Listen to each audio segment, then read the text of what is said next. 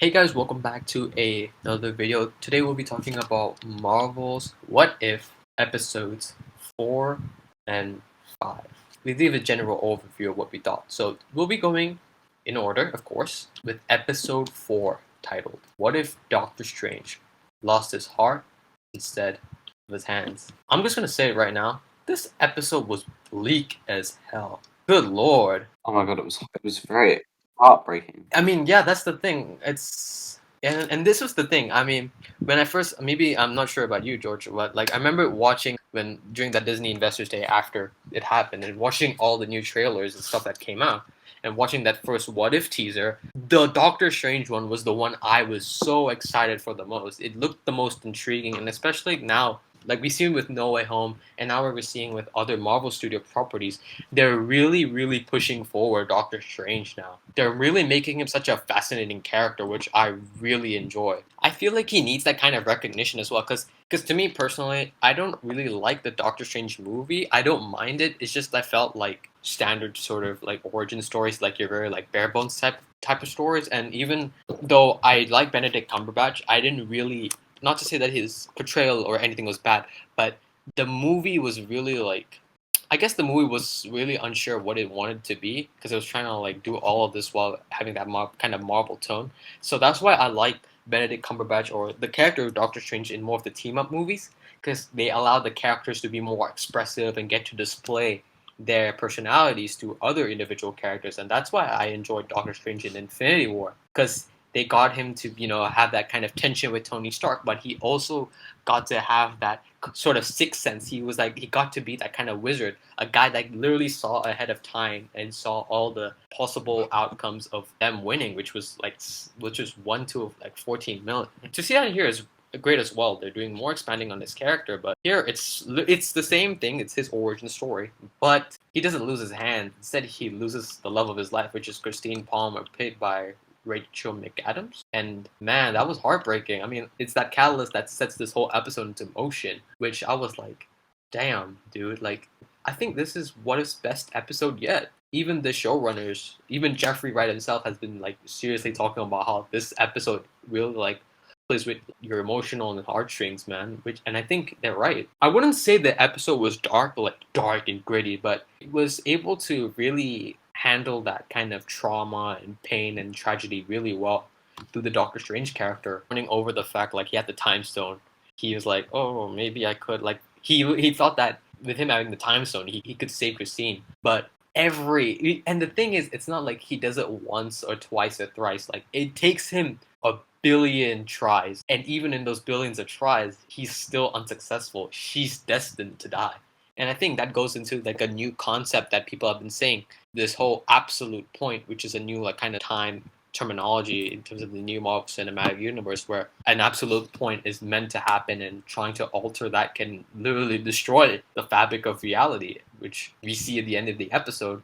And it's kind of sad because I like that Strange becomes a hero and he becomes someone who's literally lost his way. He was meant to be a sorcerer supreme, but now he let the guilt and he let that kind of sadness drown him. So it leads him down this darker path. And yeah, I wanted to ask you on that. Like, what did you think of this episode? And do you think it's their best yet? Do you think they handled certain themes like tragedy really well? And what did you think about this constant sort of tragedy cycle, basically, for this entire episode? Honestly, this is I think this might be one of my favorite episodes so far. Everything about it, it was like the threat of grief, and what it does to people. I just really liked it, and some of the characterizations were really good as well. As the librarian, you got to see how much time he's invested, Doctor Strange, in trying to get back his loved one, because we see that so much time has passed, and one of the most shocking things about this episode, there isn't a happy ending, there isn't something happy at the end. It's just, yeah, everyone, he's destroyed the universe for the one he loves, and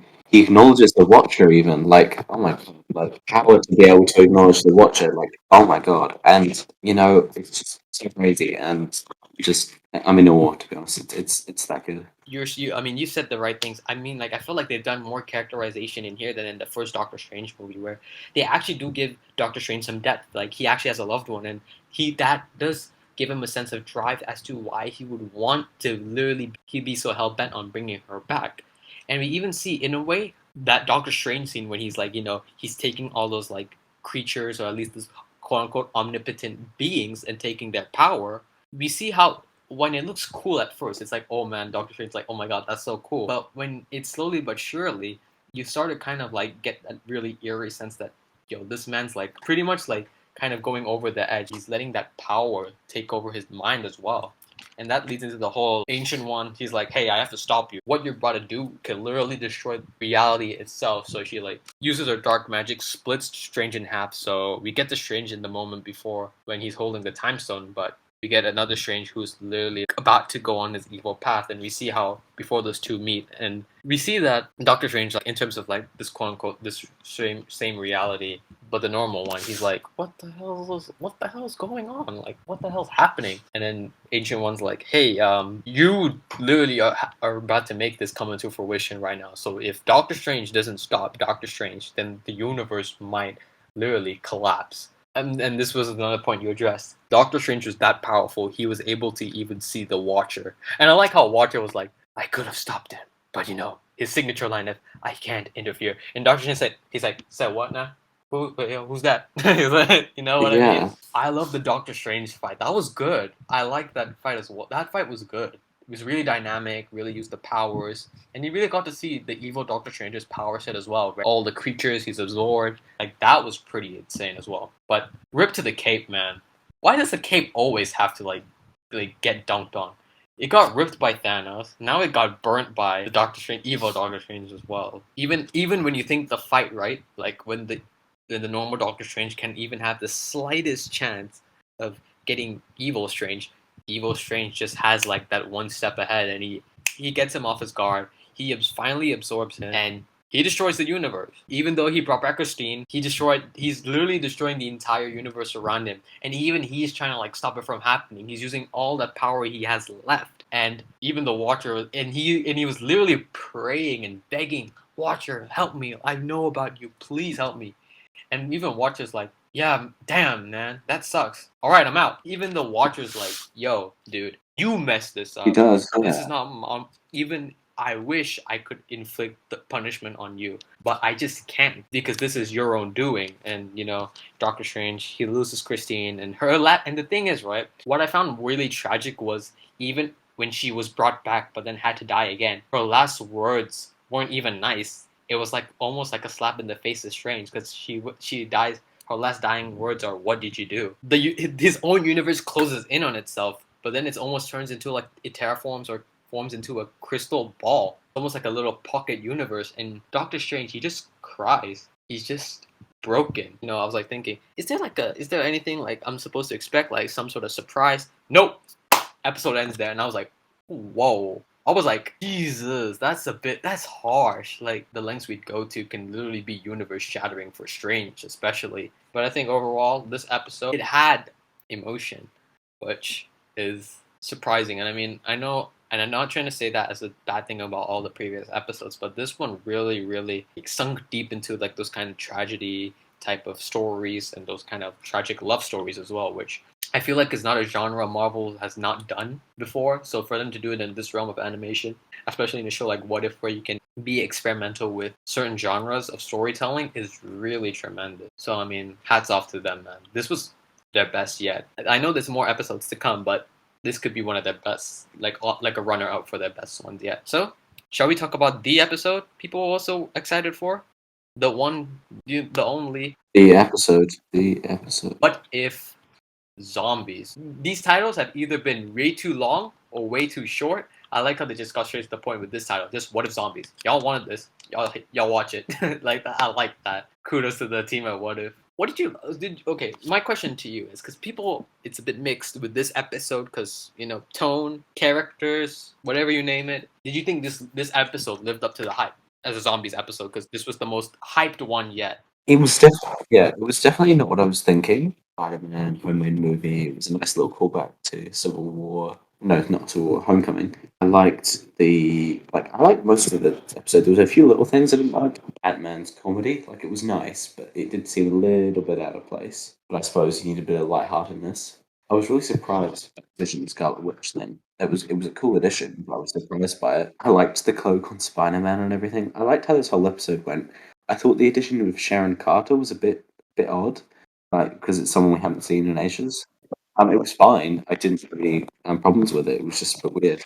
And then oh my god, the ending, boom, hits you, doesn't it? Thanos still snaps. You know, Yeah, that was yeah. crazy. So you find it, even though it's a bit all over the place, do you still find it to be a good one, like a good episode Yeah, nonetheless? I still like it. I can see where people's complaints come from, where Spider-Man is like, dude, Spider-Man, you won't be vlogging because it's like the end of the world. And I get those. There's like those camp of people, but at the same time, I like that they're still kind of carrying that forward of him, like videotaping. Like in Homecoming, he was videotaping his trip to Berlin to fight in Civil War. So like it's like a cool like nod to that. But what I liked about the story and what I appreciated about the story as well was that it's almost a twist on Infinity War, because my theory was they're gonna do a twist on Infinity War where maybe Thanos snaps and the whole like population turns into zombies. What I also wanted, but what I was also as unexpected was like they tied in a few of the movies. They tied in Infinity War, they tied in Civil War, and they tied in Ant-Man and the Wasp, and I was like, wow.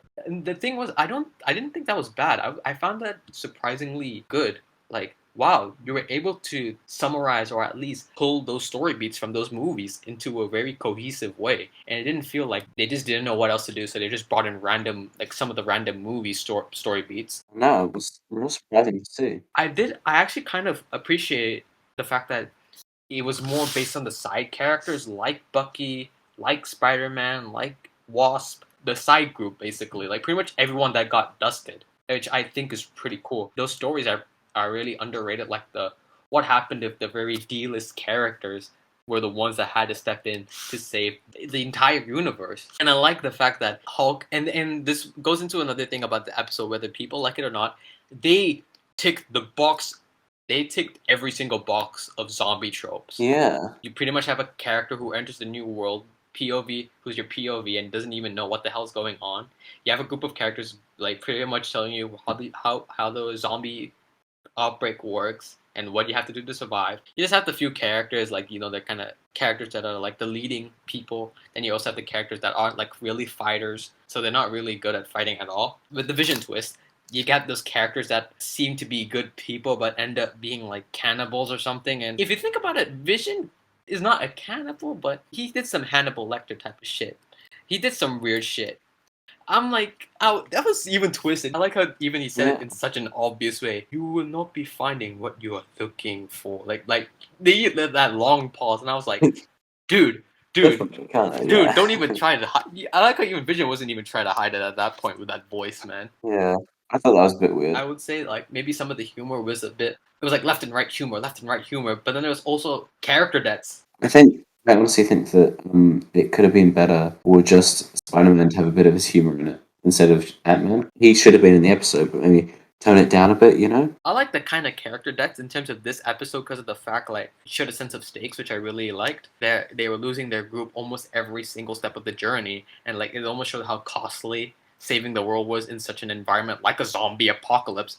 And god damn it, Ant-Man is the villain again. Hank Pym never stops being the villain, man, in this what if universe. People, if you don't know how the or if you're wondering how the virus started in terms of this story, it's apparently because in Ant-Man and the Wasp, or in terms of this story's rendition of it, Hank Pym goes and sees Janet Van Dyne, only for her to turn out to be a zombie because she's contracted a quantum virus. Hank Pym goes back. He starts a zombie outbreak. The Avengers think they're about to save the world. Like, hey, we here, and it's the Civil War timeline because we see Black Panther as a part of the group. We see Natasha in her blonde hair look and all that, and they're like, they think, hey, we're about to save the world. Steve Rogers, he's like, hey, wait, I feel something on my neck, and you see a little Hank Pym chowing down on that neck, and I was like, god damn it, it has to be Hank Pym. He has to die. That's a definite. If we thought Tony Stark making Ultron was like an Avengers level threat, wait till we see Hank Pym's intellect. That's an Avengers level threat right there. It's twice we've seen him literally start shit, basically. He murdered the Avengers. Now he's like started a zombie apocalypse. I know it's not technically him, but he technically carried it forward into the universe as well, which I was like, God damn it, Hank. I like that there were also moments of like heart when like Janet's about to like because she got infected, so Janet's like trying to find a way to be, because she's just kind of like, dude, I'm done for. I've been bit. I'm gonna turn.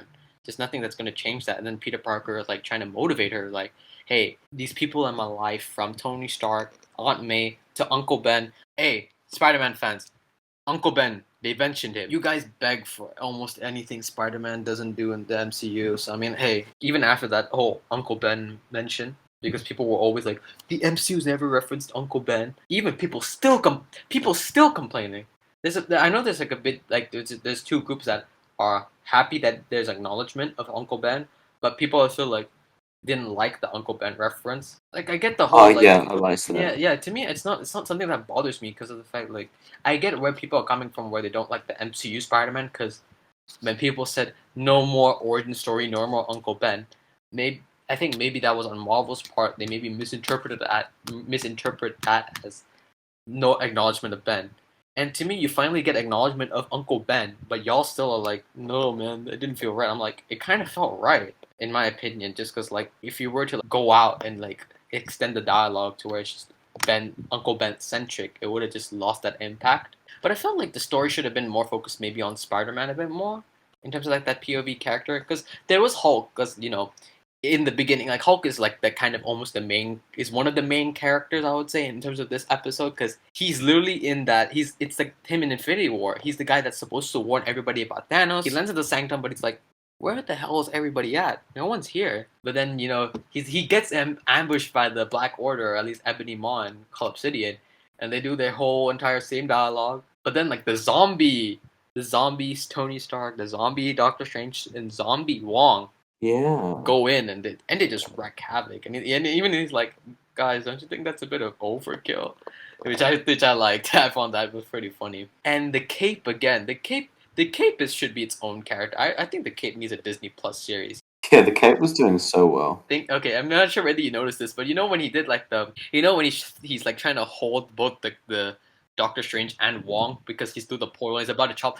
It looked like every single MCU scene where they got Chris Evans or Chris Hemsworth to do that flex shot. So I'm glad Marvel as so it's almost like a joke and a nab at the fact like they kind of have those actors flexing shots, but instead it was pretty much the cape pretty much flexing itself as well. So I was like, that's pretty funny, man. If there's one thing I can summarize, if this episode were to be summarized by one sort of dialogue, it'd be from Bucky. I should be sad, but I'm not. Literally, that's the episode in its entirety right there. If you want to know what like general consensus are, you should be sad, but you're not, because they never really give you any time to invest in those debts or those feelings, if you know what I mean. Like I'll say a few, like Hope's death, of course. They did an Easter egg where pretty much like it's accurate. Where Black Panther, he is like I don't want to say mutilated, but like his body is chopped off for parts because some sort of lunatic like superhero is feeding them to the zombies to keep them stable. And you get the twist that Vision, Psycho Vision, I'm gonna call him Psycho Vision, was holding Wanda captive and feeding T'Challa. Well, feeding his T'Challa's leg to her to maintain her hunger, so that she was calm. And damn it, Bucky had to shoot the window like 4 times so that she could make a crack and like bust open. But I like that we get Chadwick once again, which seriously hits the feels once again. They're all trying to escape. Vision gets his talk of like, I was only trying to help, but I love her so much because they're both simps for each other, both him and us, Vision and Scarlet Witch. If there's something we realized, both Vision and Scarlet Witch have a weird way of showing love for one another and protecting one another. Wanda literally held a town captive with her magic, and Vision literally fed people to his own zombie girlfriend. That's not weird or psycho or just like an extra level of just what the hell in terms of their sort of relationship. Then I don't know what is, man. Oh, dude, the Captain America versus Bucky fight. I was hyped for that the most, and it just ended like that, which I don't really hate. Oh yeah, and it was kind of just anticlimactic. Yeah. I was really excited about that fight. The line that got me the most was, "I guess this is the end of the line, pal." Like almost like that kind of bittersweet because it's kind of like their ongoing sort of mantra in terms of like Steve and Bucky's like friendship. But he did that Winter Soldier like shield throw, and it cuts Captain America in half. I was like, shit, that was sick. I kind of found that pretty cool. I'm not gonna lie, that was awesome. Well, before the episode ends, Vision pretty much commits suicide for like the 4th time now. Yeah. Because he ripped the Mind Stone out of himself, right? And he just like drops dead, and and zombie Wanda wasn't having any of it, so she just wrecked havoc. Oh yeah, I forgot to say, Okoye dies God, yeah. because they're all trying to escape, and Okoye is like she gets grabbed by Wanda, and because Wanda's like, you're not leaving, you're about to be mine. You know what I'm saying? Because like Yeah. she's a zombie and everything. And I like the fact that Peter acknowledges that he was rejected to be. He rejected the idea of being an Avenger when Tony Stark proposed it to him, because he never really has that. He doesn't get that promotion of being an Avenger in this universe. And I like that. I like Bruce Banner's like he gives him the Mind Stone, and it's like avenge us, because like he can't. So like him getting that promotion in a way, and he finally transforms into the Hulk, Yeah. which took Hulk like 2 movies to do, or a movie later to do, which Yeah, definitely. thank God that happened. I mean, at least this movie made Hulk, Hulk. You know what I mean? If we did not have to wait another year for that to happen, that was the fight I was so excited about, Wanda versus Hulk, but they just cut it off, so we don't know what ended up happening. I think Wanda might still end up having the upper hand compared to Hulk, but we see that the Hulk is immune to the zombie bite. Yeah, 'Cause he when was, he's in the yeah. Banner form, right, and he gets bitten. I thought he was infected, but then He didn't get it. yeah, and Same, so I was yeah. like, and he's like, "Thanks, big guy." And I was like, "What the hell?" So is Hulk just immune? Yeah. If you think about it, like Hulk could be like the cure in a way because he's like immune to the zombie bites. But we also don't know what's Bucky's fate because they just show because Wanda just chucks Bucky. I mean, I'm gonna assume he got eaten by the horde of zombies outside the gate and shit, or he could just or he could survive. I don't know. But then remember in the episode to get to the base or Camp Lehigh, which is a Easter egg to Winter Soldier as well. Janet, in her last ditch attempt to sacrifice herself, she goes big, and pretty much she's getting eaten down by zombies. And you think, oh man, sucks, like sad. And even Peter, Ant-Man, and Black Panther, they try flying out of the to try flying out, but then you remember, oh snap, Janet, because Janet was in that giant form. She's now like a giant zombie and everything. They escape. It looks pretty grim for them because they're like, oh man, everybody's dead. Peter loses hope. He's like, what can we do? And then you get that signature Chadwick Boseman quote, which was from Black Panther. I'm pretty sure it was like, oh no, from Civil War. It was like, death is not the end. I don't know the line beat for beat, but it's bittersweet as well because like in terms of this universe there's still hope. Death is not a one-way street. It's not the end. We can still do more, but it's also like death is not the end. Those that are gone will not be forgotten. They'll still remember us and all that sort of stuff. And it really hurt because like it's reflective of Chadwick's passing as well, because he's like, just because we've lost him. Yeah. So it's like hearing that dialogue was pretty sad, but like yet nice. But then we get the ending of the episode, which, because they think that they can go to Wakanda, make some cure, but just so coincidentally in Wakanda, not only is there zombies, there is a zombie Thanos with almost all the Infinity Stones, and one heading right his way to complete his collection, which I was like, are you bloody I was like, whoa. Seeing a zombie Thanos is whoa, but like seeing the fact that the remaining survivors is just only down to 3 people, and they have the one Infinity Stone left to complete Thanos' Infinity Gauntlet, especially a zombie Thanos. I was like, Jesus Christ, that is one hell of an ending. And that actually kind of goes into another problem of mine. It kind of ended on that, and I kind of felt they ended that pretty abruptly when they put that point on. It's like, damn, I wanted to see more. Are they going to continue this storyline, perhaps, for season 2? Because we don't know what season 2 is going to explore, of course. But I just wonder what they're going to be doing. Will they continue certain storylines, or will they just do like or they'll just do like recreations of movies with like a slight change? So yeah, I mean overall, this zombies episode, it's good. I don't think it's bad or anything. I won't say it's nothing like the Doctor Strange episode in terms of that level of good. I think it's fun. I think that's kind of like the thing about this episode. It's fun. It moves really quickly. It doesn't move quickly, but I felt like it ended really abruptly as well, which I was a bit surprised by. I think the ending needed a bit more time, or at least a bit more before they just cut it off. But yeah, I mean, overall, what if it's still good? And I'm just pretty excited for like where we're gonna be heading, because we're literally in like the last few Definitely. we're down to like the last few episodes of the series, because it's 9 episodes and episode 6 is coming soon. Yeah. And I mean, we're close to the penultimate episode, so I wonder what's gonna be in the lead up, what they'll do. That concludes yet another What If episode discussion. As always, thank you guys so much for watching. Please like and subscribe. and please share this with friends, as this will help boost the growth of our channel. And take care and have a great day.